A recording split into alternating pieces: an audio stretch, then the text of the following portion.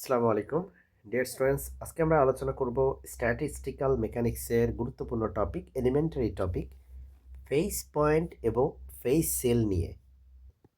এই দুইটা elementary topic বোঝা খুবই গুরুত্বপূর্ণ। প্রথমেই চলো আমরা ফেজ পয়েন্ট নিয়ে আলোচনা করি। গতিশীল একটা সিস্টেমের জন্য বা ডাইনামিক কোনো সিস্টেমের জন্য ফেজ স্পেস প্রয়োজন।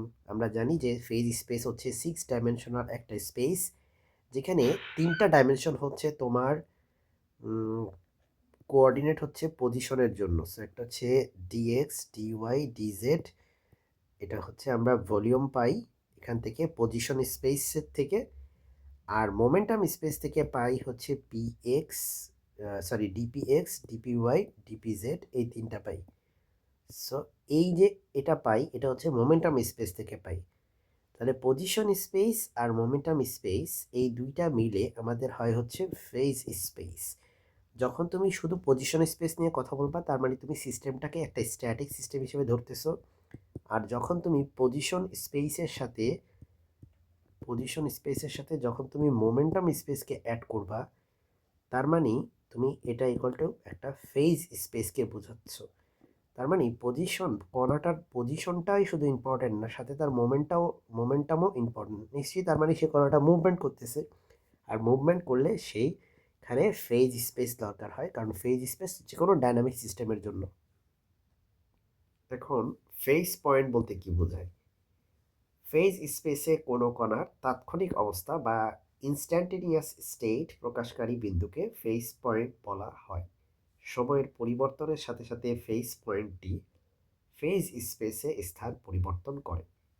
ফেজ পয়েন্টের এই চলার পথ আমাদের কণাটির গতিপথ বা ট্র্যাজেক্টরি নির্দেশ করে।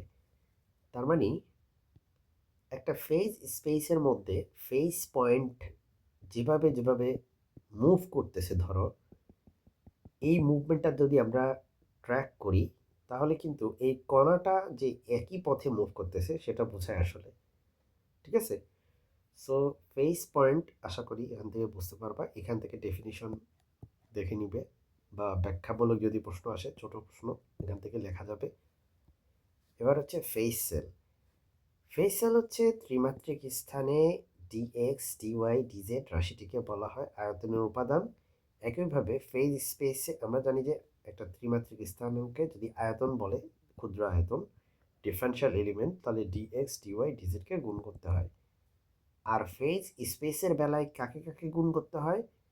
ডিএক্স, ডিওয়াই, ডিজেড, ডিপিএক্স, ডিপিওয়াই, ডিপিজেড, এই সবাইকে গুণ করতে হবে। করলে তুমি পাবা একটা ফেজ সেল। ফেজ সেল আসলে হচ্ছে একটা আয়তনকে রিপ্রেজেন্ট করে। কিসের আয়তন?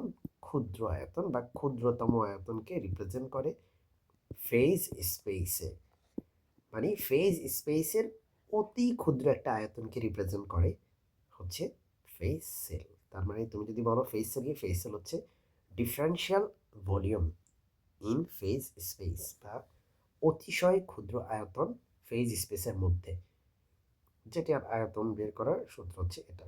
এখানে কেন এক্স ওয়াই জেড পি এর 3টা এলিমেন্ট আছে? কারণ ফেজ স্পেসের ক্ষেত্রে ঠিক যেমন কোঅর্ডিনেট আছে, একই রকমভাবে মানে এক্স ওয়াই জেড অ্যাক্সিসের মাধ্যমে যে ক্ষুদ্র ভলিউম সেটা যেমন আছে, একই রকমভাবে সেখানে মোমেন্টামের ব্যাপারও আছে। সো টোটাল 6টা ডাইমেনশন একসাথে মিলে এই ইমাজিনারি একটা ভলিউম তৈরি করে ফেজ সেল।